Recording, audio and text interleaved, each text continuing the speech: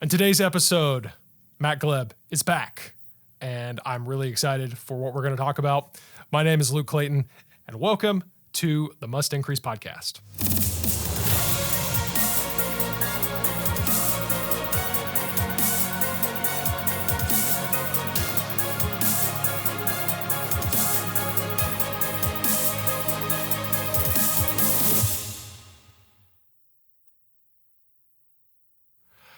Welcome, or hey, maybe welcome back to the Must Increase podcast. And before we get started, I always want to take a moment to remind you to subscribe wherever you might be listening to your podcast, whether that's Apple Podcasts, Spotify, YouTube.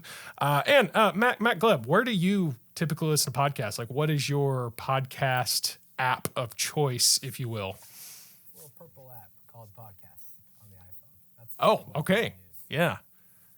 Yeah, you just go with the default then. Yeah, constantly downloading and then deleting episodes. My phone just keeps downloading them for me. But I need that space. So we're deleting often. Sorry. Yeah. Oh. And Well, hey, you just called us out, so that's all right. Yeah, I've actually recommended it before. I do on the podcast, so I won't spend too much time, but I use Overcast. That's my podcast listener. I really like it. Kind of gives you playlists and all this stuff. I think I've talked about it on this podcast before. Anyways, well, speaking of which, that leads us right into. Well, actually, first of all, Matt, it's good to have you back. Welcome back. It's an official. This is going to be your third episode here on the podcast, I believe. So, welcome back. Has much changed, since we last talked here a few weeks ago? in my life, Yes, yeah, in your life. sold, bought a new truck, sold, bought a new house, and I got a new MacBook. You can't tell, but wow, this computer's sweet. Yeah. So I'm having a midlife crisis, and I got 4 tattoos. No, I don't have any tattoos. Well, audio listeners wouldn't know any better. If you're watching on video, you'd know he's. You like But that one? if you're, yeah, oh man, that's sweet. Well, hey, it is good to have you back. And now we are going to move into our first segment of stuff we like, and we have inspired by you, featuring you, an all new introduction to that. And so, here we go. Stuff we like. Stuff we like. All right. So this is stuff we like where we simply, it was awesome. I know it was your beautiful voice. Okay. So I'm just going to be honest for those of you out there, Matt Gleb has no idea how that sounds, and he will not know until this episode is released because he cannot hear on his end what is happening with that little stinger and all that. So, but it was his golden voice, so we know it was good. But yeah, this is a segment rather of our podcast that we call Stuff We Like, and it is very profound in that this is where we talk about stuff that we like. Could be podcast or movies or TV shows or anything else. And so, Matt, you're going to lead the way this time, and you're going to tell us about stuff you like. Yeah, I actually went away from books, movies, podcasts, and all that right now, and just wanted to give a shout out to my sponsor, who is not my sponsor, but there's something called ZipFizz, and if any of your listeners ZipFizz. have a habit of needing some energy drinks, I'd encourage you to check out ZipFizz. It is a healthy energy mix that you pop open, put in a 20-ounce bottle of water. Make sure it's cold water. If you put it lukewarm, this is the tangiest stuff in the world, and it's nasty. But it's got the cold water. Shake that up, and you'll be really good for hours. And something I like to say about it is it does not give you a crash. It's just a nice clean off of it pretty nicely throughout the day, and it just really hydrates your body and your mind, and you just feel really good for a while. Yeah, well, I actually have tried ZipFizz before, And yeah, I can vouch for it. It's pretty works pretty well. And I mean, I don't know, for me, the flavor I tried you had to kind of get used to the aftertaste a little bit. I don't know if you noticed that, but it's cause it's, that all natural thing, but, it's not like it's unbearable. It's just a little bit different, but, no, when I tried it, I didn't realize that it was as strong and, I guess powerful as it is. And so I drank some at like 4 or put in my water around 4 or 5 o'clock PM. And man, that stuff kept me wired for a while. Like I wasn't able to fall asleep until probably 11:30 that night. So it's the real deal. It really does. It really does work. Got 2 caveats to it. Definitely take it mid-morning or at lunch. That's my 2 times. Or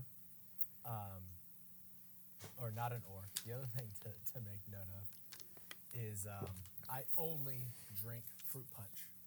Any other flavor out there, don't like them. Grape tastes like medicine. Orange is not good enough. I only drink the red fruit punch. Buy them off Amazon, $20 for 20 of them. You put them in your 30-cent drink, and you got an energy drink for $1, $1.50. Wow, that's good math right there. Never looked at it that way. Yeah, I mean, if you get these energy drinks, and they're usually the kind that are not great for you. I mean, yeah, those things aren't cheap. Yeah, we will not let that garbage on this podcast. Or if you go to Starbucks or even Dunkin' Donuts nowadays, which Dunkin' Donuts used to be the coffee of the people in terms of cost, but not anymore. You're going to be spending $4 minimum on a coffee. So yeah, sounds like a great deal. And yeah, that must have been the problem. I must have got the wrong flavor. I think it was grape, and I wasn't crazy about. I mean, it wasn't bad, but it wasn't my favorite. Right. Yeah, they're not awful, but fruit punch, you will not go wrong. Tastes good. Okay, well, good to know. That's some good stuff we like. Well, for my stuff we like, I'm going to shift gears in 2 ways. First of all, I'm going to talk about movies, but I'm actually going to put a reverse spin on this, and it's going to be stuff I don't like. 2 movies that I have seen in the past month, did not like. The first one, Black Adam with The Rock. This is the latest installment from DC. It's just not that good. If I'm honest, it's kind of, it had potential. It could have been like good. Matt, did you see the movie Shazam from DC by chance? No, I've seen bits and pieces, I think, because I remember the guy in the red costume with orange or yellow bolts. He's got the lightning bolt in his chest, yeah. Yeah. Okay. Yeah, so this...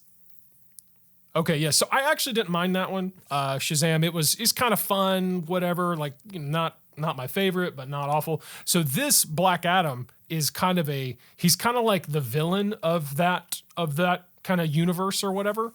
But they're introducing him as a hero, and that's become a common thing nowadays with superhero movies. You got Venom and Morbius, and on the Marvel side, where they give villains their own movies, and they actually pitch them as anti-heroes anyways.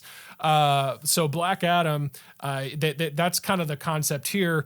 It had potential, but I don't know, for me, it was really messy in terms of storyline and all over the place. It kind of felt, the pacing was weird, and I don't hate The Rock. I don't hate Dwayne Johnson. I think he's good in certain movies, but he is the same character in every movie. And so this was, I don't know, this was kind of his, it kind of was just like, yeah, imagine Dwayne Johnson as a superhero. Okay, boom. That's what it is. So I don't know. It's like not any outstanding performance by anybody. Anyways, not super great. The other one I saw, speaking of superheroes that weren't great, was Wakanda Forever. Not a fan. In terms of the first Black Panther was good, pretty good. I liked that character, the actual Black Panther, Chadwick Boseman, who played him. He was great in that. He was great in the other movies, the Avengers movies that he showed up in. But he is dead. Like, he literally died. That actor he died of cancer here a few years ago. And so they had to, not to give too many spoilers, but they had to continue the character and they said they weren't going to recast the character, as far as like have someone play the same. T'Challa, I believe, was his character name, but they wanted to carry on the Black Panther. So all that to say, there is a new Black Panther now. A completely new character plays the Black Panther, and it takes on the mantle, if you will. And I don't know. It was one of those movies. Again, I feel like it had potential, but it was kind of a letdown. Not gonna lie, a little bit more of the woke messaging going on, which has just become kind of standard for Disney nowadays. Anything under the Disney umbrella, as Marvel is. But all that aside, it just again wasn't great, and that has been unfortunately the case for Marvel ever since Avengers Endgame, with the exception of Spider-Man: No Way Home. All the other movies that Marvel has put out in the past couple years has been really just not worth watching, in my opinion, or definitely not worth rewatching.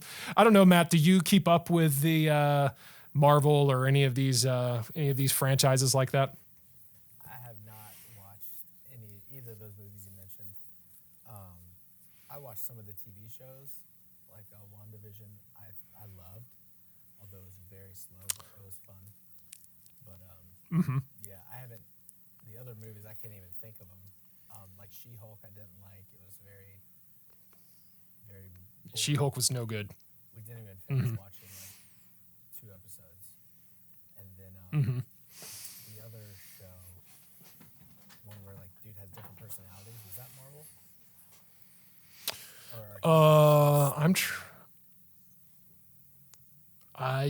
I'm trying to remember. He would fall asleep. Different person. Oh wait, are you talking about Split? Is that it? Yeah, that's like M. Night Shyamalan. I mean, that's what I'm remembering. He's got like all these different personalities. He's not really a superhero though. Okay.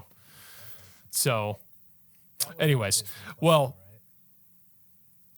I don't remember. And yeah, now I have no idea what you're talking about. So, yep.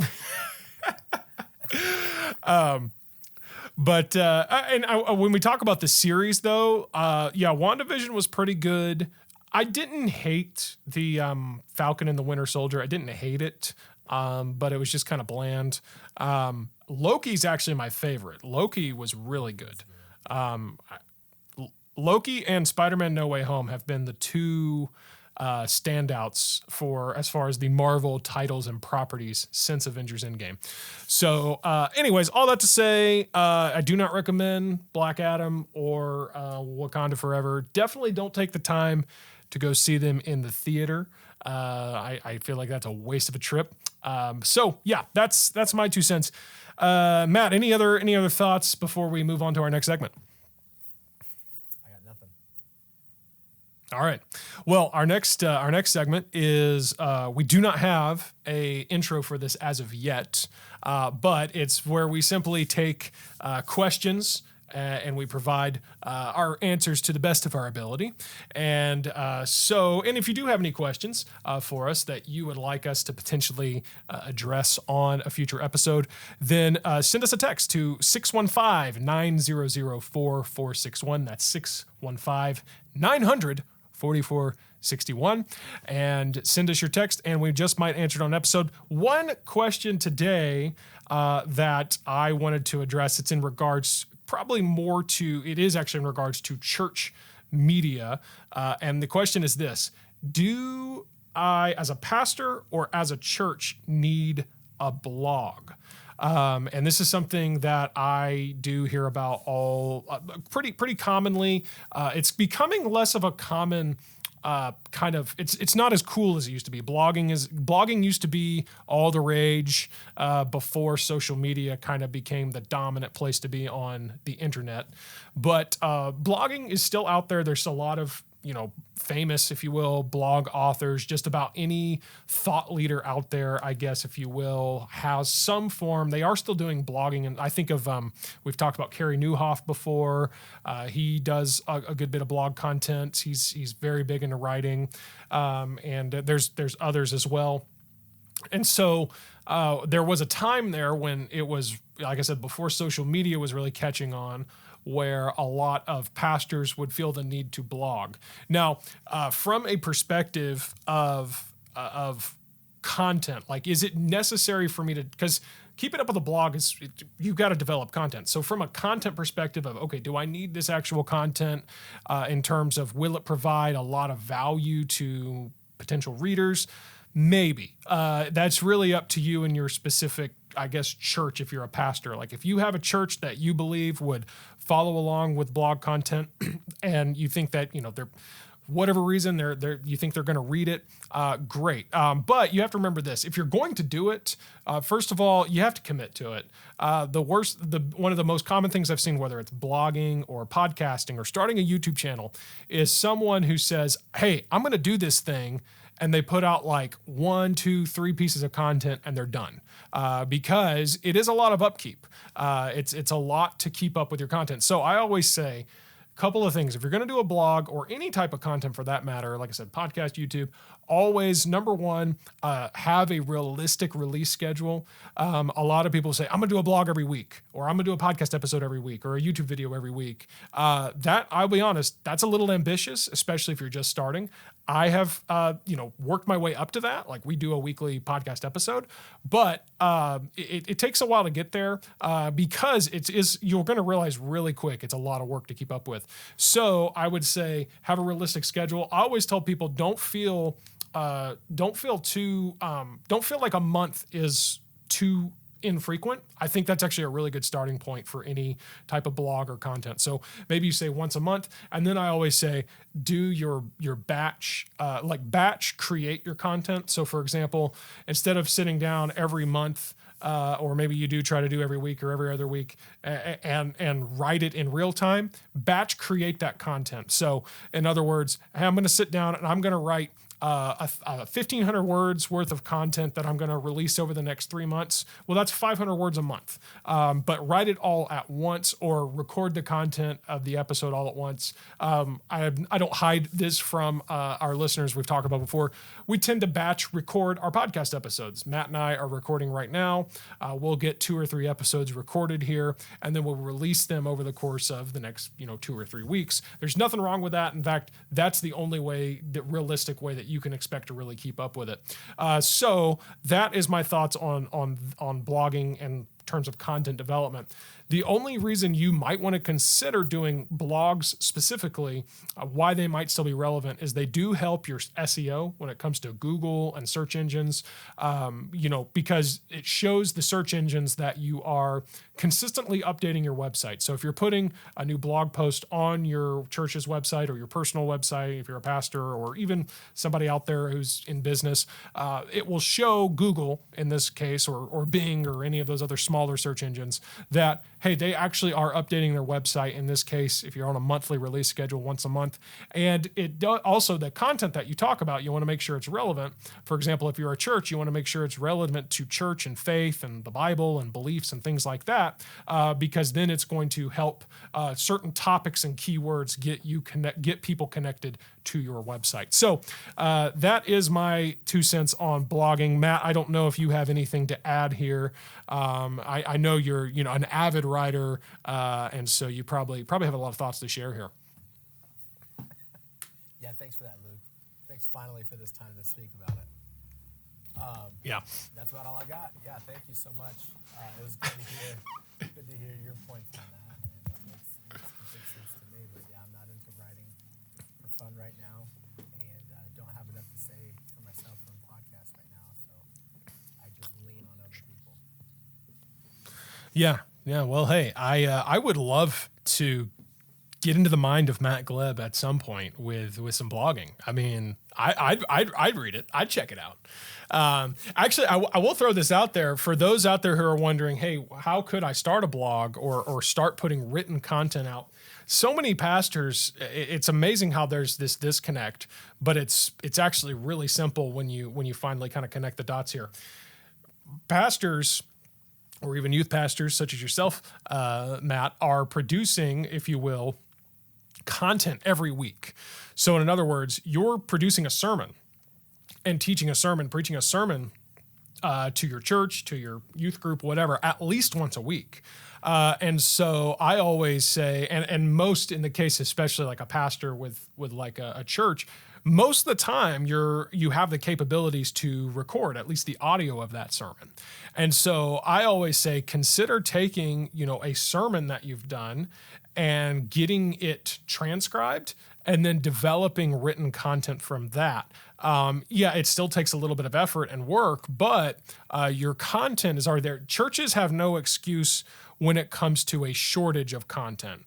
They can't say, I don't have content to publish. No, you do. You have, depending on how long you've been doing it, how many times you're preaching a week. Let's say after a year and you're preaching once a week and taking a couple of vacation weeks, well, you're going to have 50 sermons that you've ideally recorded and you can pull content from. And so a lot of pastors, in fact, any mega church pastor that you know of that's putting out books regularly, or, maybe once every year or two, almost all of them they are based off of sermons or sermon series that they've preached. They've taken that content, they've transcribed it, and they've reworked it to be more readable. And so that's my 2 cents there as well on if you're looking to do, if you are looking to start doing blog content or written content, or even, like I said, a book or something like that, well, you could always consider pulling from the content that you've already developed, produced, recorded as sermons. So,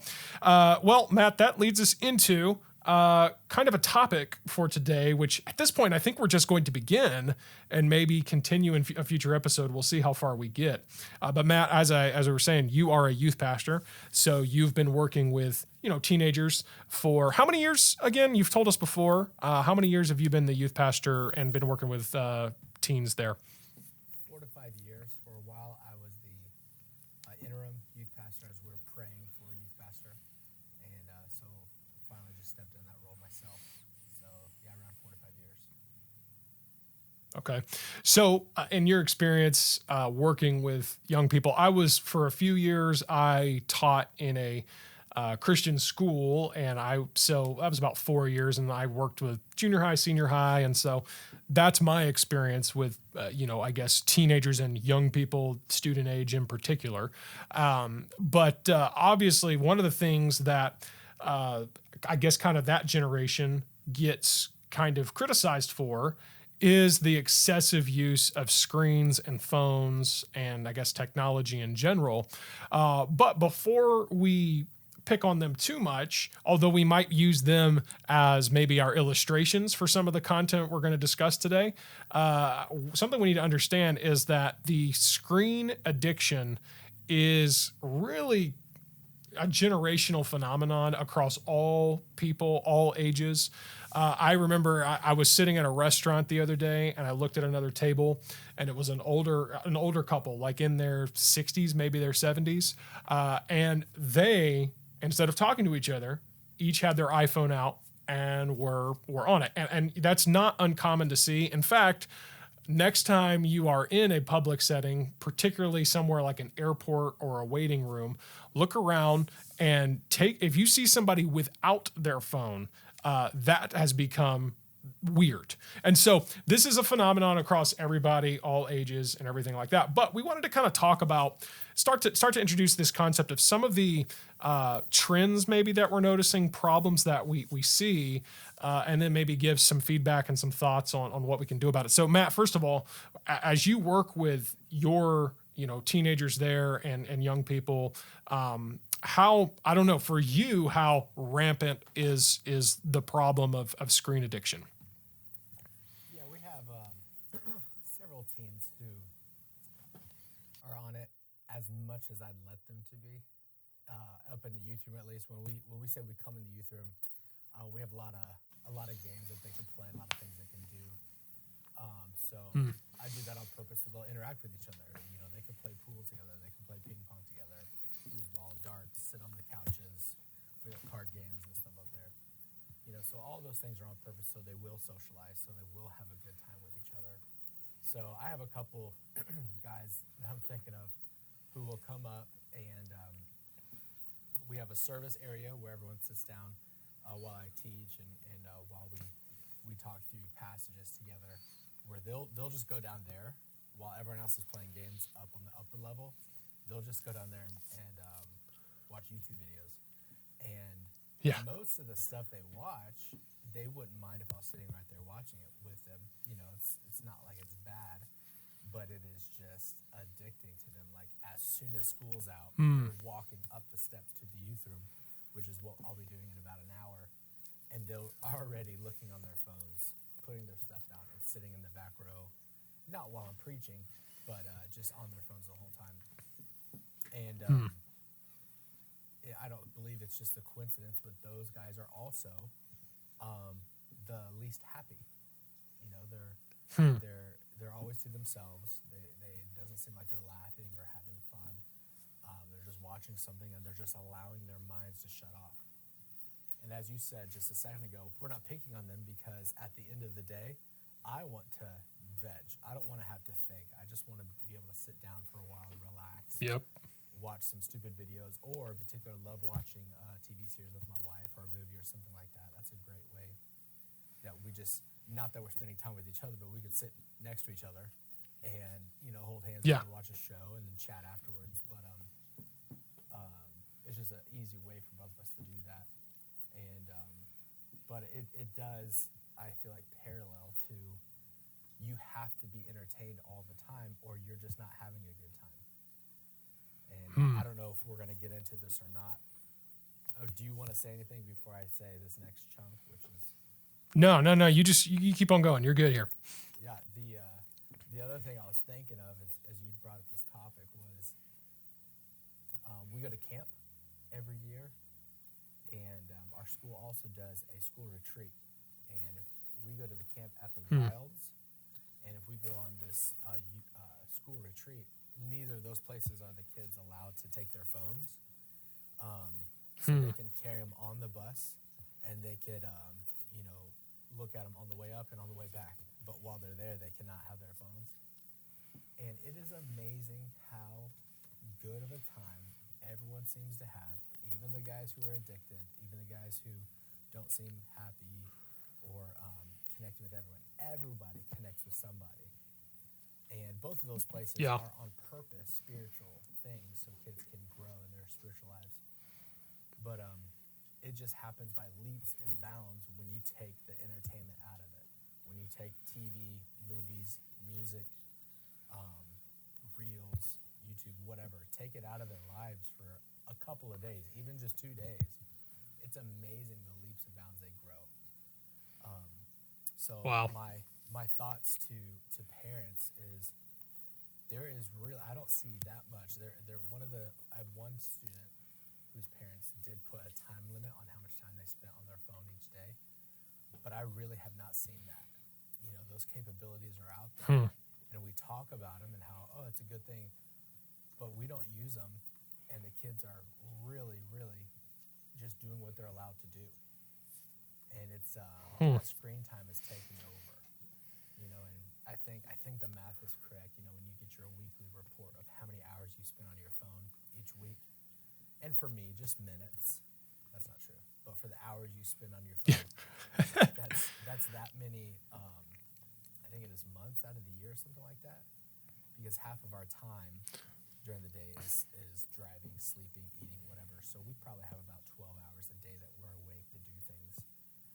And so you take those, you know, if you spent 5 hours on your phone, you're 5 months out of the year on your phone, and so on. However many hours you've been on your phone, that's crazy to think about.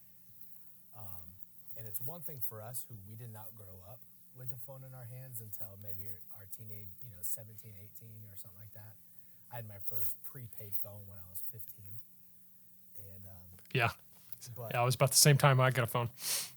You know, but we kind of got more into the phone age when we're quote unquote an adult. These kids are starting. Yeah. And some of them, we have kids in our school here, 6 years old, who have iPhones. You know, and that's just their life. I can imagine how it's going to kill their social skills and fill them with knowledge that is just unnecessary. You know, we're really starting to see that come full circle with this generation that's becoming adults right now, or, you know, they're in their mid-20s. We're seeing what a whole lifetime of phone can do, and it's disappointing. And any parents listening, we need to do something about that. Yeah. Yeah. And I think that the stat, and I've cited it on here before, is that the average screen time for a young person 8 to 18 in that time range of their waking hours is 7.5 hours a day. That's the average. Couple things to consider. When I pulled that stat, because I pulled up the something I had that there. When I pulled that stat, that is something that I believe was recorded pre-pandemic, so before 2020. So we know it's higher now. And it also is not considering anything that might be done in terms of productivity. So it doesn't count, for example, if a student is using a computer or a tablet to get homework done or have Zoom school or whatever. It's literally watching shows, watching YouTube, scrolling on social media, and 7.5 hours a day. That is, I mean, really, if you, like you said, if a student in particular, or you could apply it to an adult as well, if you spend 7 to 8 hours sleeping, 7 to 8 hours in school or at work, then of a 24-hour day, you've got 7 to 8 hours left. And by this stat, they're basically using all of them on average. They are using almost every spare minute they have on a screen. And if that seems, oh, no way, there's no way that's true, think about it. I can see how that's completely true just from admittedly my own, if I don't watch it, how I can find myself, constantly, with screen, whatever, phone in hand. And so, it definitely is a problem. Like I said, Matt, someone like you see it more in the lives of, those who would be, under 18, but it's happening in all age groups. And like I said, it's not even isolated to just the young generation. Like you said, you and my generation, we'd be considered in the millennial crowd. We, and thus those in that generation and older, we, lived life, if you will, without smartphones until we were probably in our late teens, early 20s. Then we started to adapt the smartphones and everything. But these kids, Gen Z, if you will, and younger, they're almost essentially born with it in their hand. And so that is, we're starting to see some of the social effects of that and everything. And I've kind of noticed, and this is kind of where we'll maybe continue this thought in the next episode. But I've noticed that there's kind of three kind of levels of how this kind of can proceed in terms of how it can start to eat away at your character, your quality of life, however you want to put it. Of course, first of all, there's distraction. And so that's where it's just a distraction to you. Hey, okay, for example, hey, my phone buzzed because I got an Instagram notification. Okay, that's a distraction. And I get on my phone and I spend 5 minutes, whatever, scrolling. Oh man, I just got distracted. Okay, well then unfortunately, the next deeper level of that is now detraction. So it starts to detract and not just distract. And that's just like a quick little, oh, what's that over there? No, it starts to detract from other things. So if you're a teenager, like you said, when you could be having true social connection with people, having actual talking, no, you're choosing to sit down and watch YouTube with all of your free time. It's taking away from the better things that you could be doing with your time. And then unfortunately, it sounds super, it could sound a little bit extreme, but the next level deeper is true destruction. I mean, you get so addicted to whatever it is. You're not just distracted and you're not just detracted in that it's taking away some of your time and energy from what matters most. Now you're truly getting destructed and destroyed to some extent by this. It's eating away, like you said, Matt, at maybe your social skills. God forbid you start to get exposed, if you will, to the dark side of screens and the internet and all of the pornography and other things out there. I mean, that can really destroy someone's mental health and emotional health and all of that stuff. And so those are kind of those three stages. But we're unfortunately going to have to leave it there on kind of a bad note. But I think next time we can pick it up there and talk about, and you already started to allude to some of this, Matt, but what can be done? You talked about those restrictions that are built right into the iPhone that parents can take advantage of, not just for their kids and their teens, but for themselves. And so I think that'd be a great place to kind of pick it up next time. But before we go here, Matt, do you have any parting thoughts, final words before we sign off of this episode in particular? Yeah, as you're talking, I got 4 things to talk about next time, but probably just a Boom. convicting thought as for your listeners. I'll throw one of them out there, so I'll have 3. But just coming home and spending time with my family, and as I'm sitting there on the floor having fun with my son, I find myself looking at my phone, either texting, looking at a video or something, and he has gotten to a point where he'll walk up to me and grab my phone and say, all done. It was so cute the first time I did it, but I mean, it was very quickly followed up with, man, this is what my son sees. This is what he thinks his dad does. When we play, I'm also doing something else. And am I showing him that he's not important enough that I can't look at him and play with him for a little bit of time at the end of my day? Is this something that he thinks I have to do? It's just very, very convicting for me for him to grab my phone and just say, all done. And sometimes that's, I heard someone say, when you get home at the end of the day, just take a deep breath in your mind, go in. Your wife has had a hard day. Who knows what your kids have gone through, and be ready to reset and be a dad. Yes, you're tired. Yes, you're exhausted. You'll have time to rest later, but on purpose, be a parent, be a husband, and spend some real quality time with your family. And don't look like in the middle of a conversation that we have to. Our kid has to tell us we need to be all done, so we can concentrate on them. Yeah. Yeah. And I've found myself in similar situations with my daughter where, she'll say something to the effect of, hey, put your phone down, put your iPad down. And I think, unfortunately, in the world we live in, a lot of parents have experienced that before. And so, that's where we'll pick it up next time. And of course, if you want to connect with Matt, we're going to include contact information for Matt in the show notes or description. And so check it out there. And again, I want to remind you, make sure that you are subscribed wherever you're listening to podcast, or we're also on YouTube. And remember, if you've got any questions out there, then feel free to shoot those over to 615-900-4461. That's 615-900-4461, and we might answer one of your questions on a future episode. And thanks so much for joining us here, where our mission is to increase truth and inspire hope in the lives of others, right here on the Must Increase podcast.